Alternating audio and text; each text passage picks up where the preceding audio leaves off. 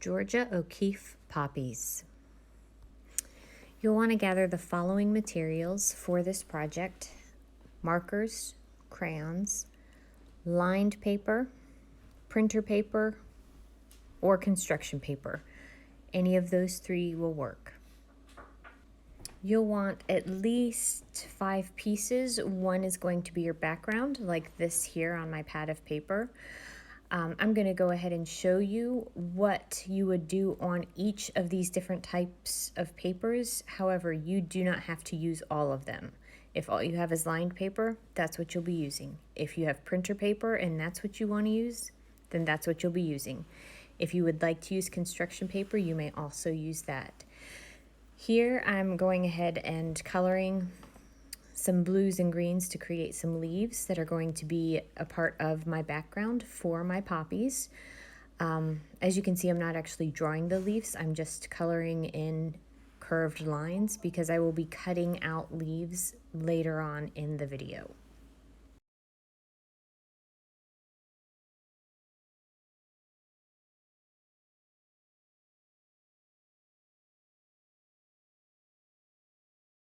I'm using a combination of crayons and markers to create the colors for these leaves.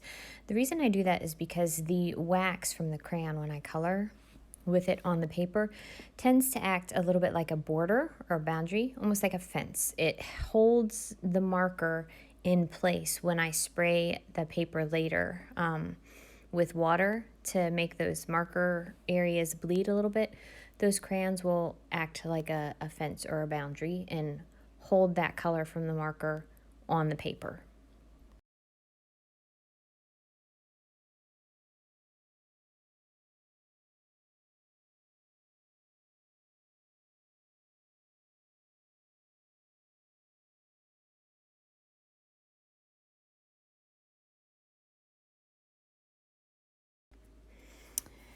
We're going to use this orange construction paper to start drawing some poppies.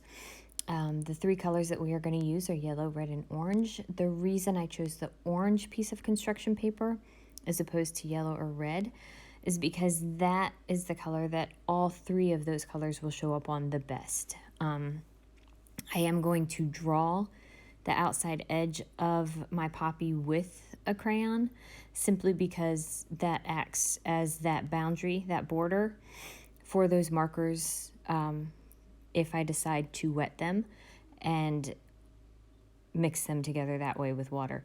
I am starting with the outside edges coloring yellow, working my way towards the inside. However, if you start in the middle, that's usually what is the most common thing to do, is start in the middle and work your way out. That's usually what I tell you to do. But since I was working with crayons and that is my lighter color, I do want to do my lighter colors first.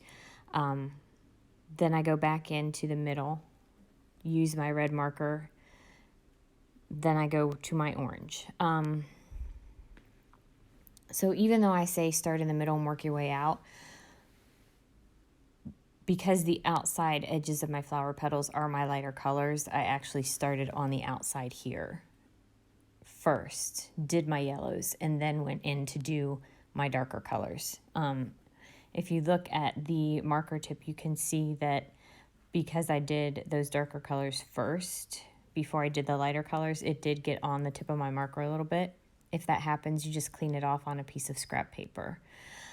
You can use coffee filters. I do have one here that I want to show you what will happen. On the coffee filter, all I did was color it in with markers. I didn't put any crayons on this at all. This is the best medium to use if you want to just work with markers and you want to spray your markers so that they bleed and blend together and look like a really neat watercolor painted poppy. I only used one just to show you as an example, but also because I'm running low on coffee filters and I didn't want to run out of coffee filters for coffee in the morning. Because I'm working light to dark and my outside edges are my lightest, what you'll notice I'm doing is I am still kind of working from the inside out. I start on the inside, not all the way in the center, and I pull out to the outside edges of that coffee filter. That also helps keep me from bending the edges and ripping the edges of that coffee filter by starting near the center and pulling towards the outside. And here I'll reach with the red all the way into the center and pull out, but I'm only going to go about halfway, not going to go all the way to the edges.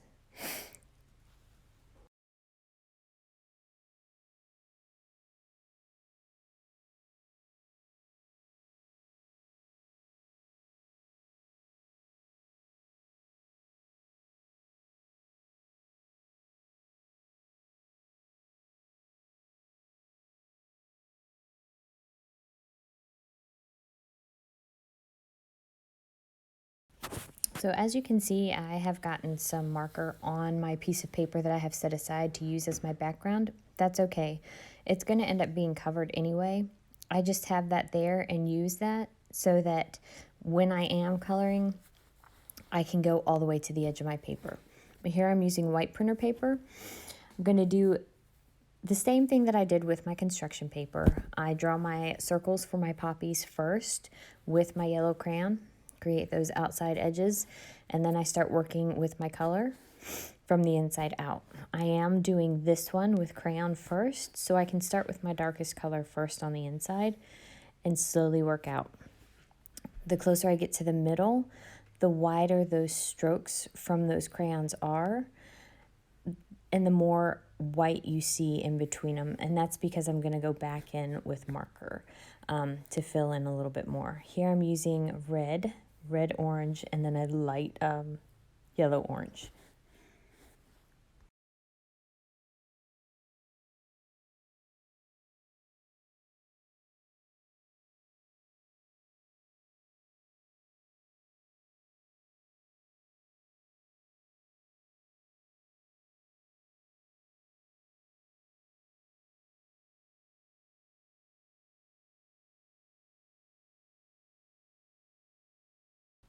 So here I'm going back over what I've already colored with crayon with my marker.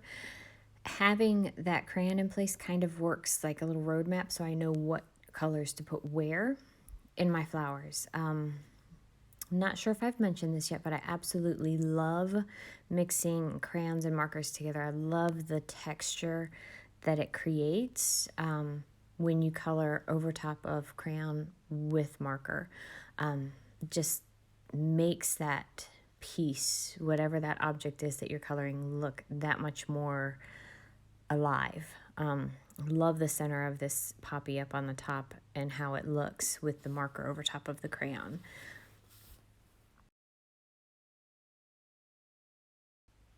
As you can see here on my line paper, I'm starting off with marker first. I'm actually not going to use any crayons on this poppy. I'm doing this poppy just with markers. And that's so that once I spray each of them down with water to get that watercolor paint effect, you'll be able to see the difference between the flowers that do have crayons mixed in and the flowers that do not.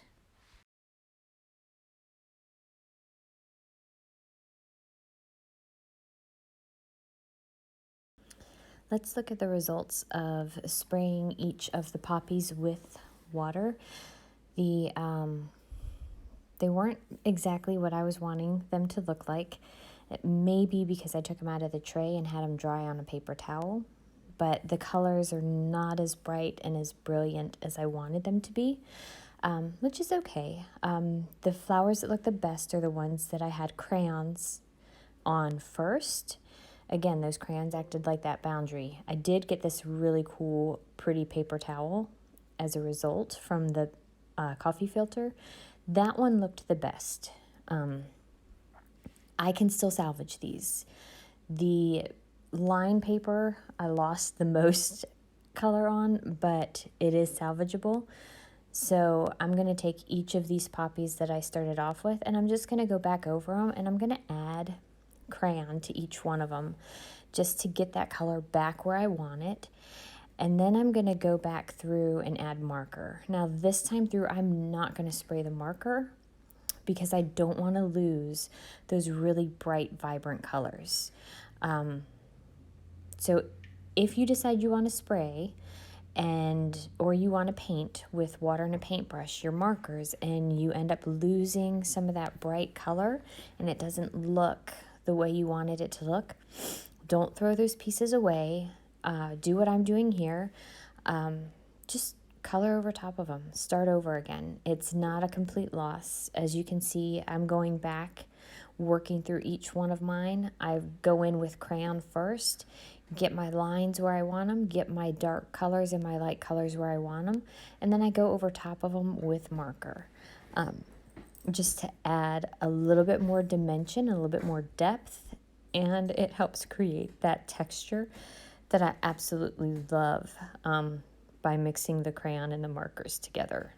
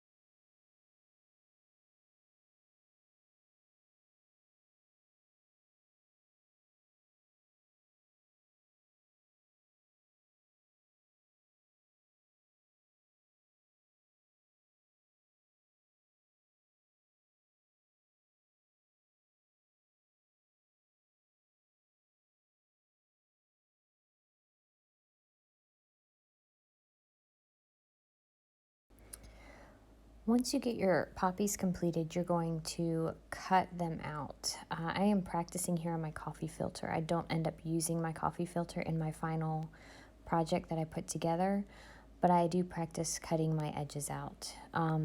So here I'm going to go around and I'm going to cut each one of my poppies out. The way that I colored them in, I kind of created almost a natural petal edge to the flowers. So once I get the poppy cut out, I go back in and I cut in to some of those areas to create those curved flower edges, flower petal edges. You can see right there I'm doing a little bit of refining for that edge of that poppy. I have 4 poppies, 2 on orange construction paper, 2 on white construction paper, and then 3 smaller ones on my lined paper. I'm cutting all of those out. I'm also going to work on cutting out all of my leaves. Once I do that, I'm going to place them on my background just to kind of get an idea of where I want to put them and how I want to set that background up. So as you can see here, I've already cut out some of my leaves. I'm finishing up cutting out my flowers. And then I'm going to just kind of play around with placement, see where I want them on my paper, see how I want to set them up. I'm really liking how the poppies are looking, especially now that I'm getting them cut out. However, I do think I want to add a little bit more detail to them, and I am going to show you how to do that just with a black marker by drawing in some detail lines around the edges.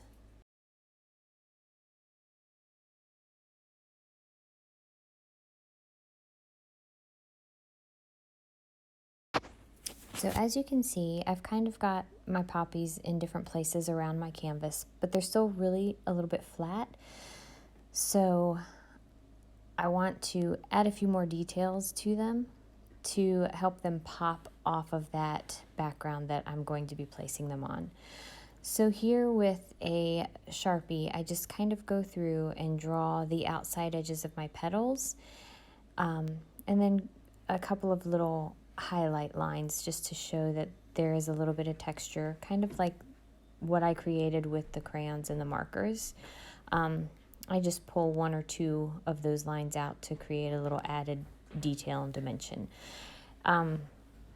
This is like finishing work. It's just going to be that one of those final details that bring that poppy up to the next level and make it really neat to look at.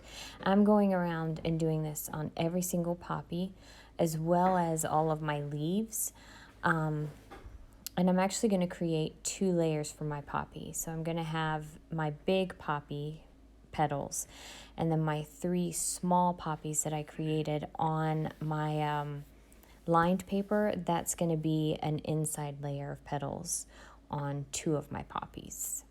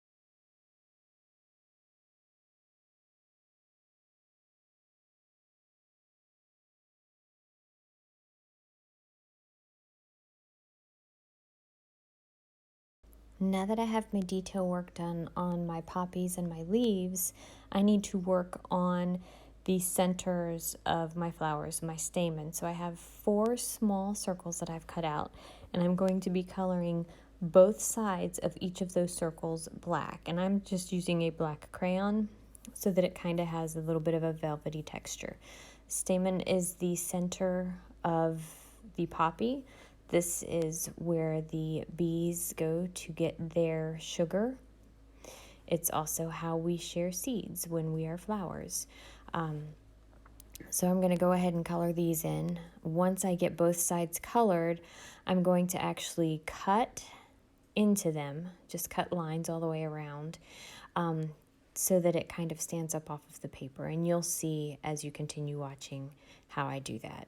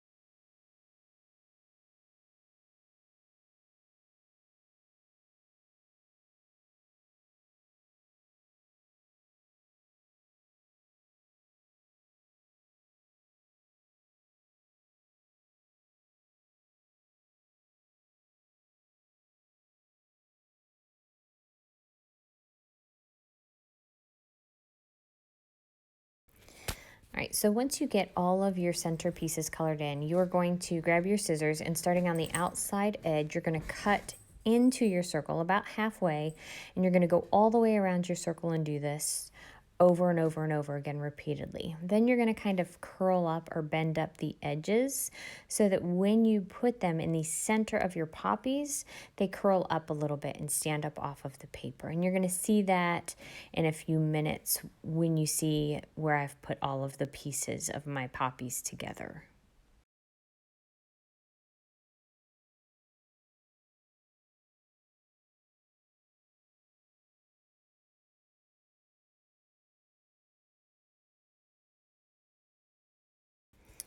Now that I have all of my pieces cut out and I have everything stacked and I put everything where I wanted it to be on my piece, I am gluing each of those pieces together. So the stamens, the smaller petals of the poppy, I glue onto the larger petals of the poppy.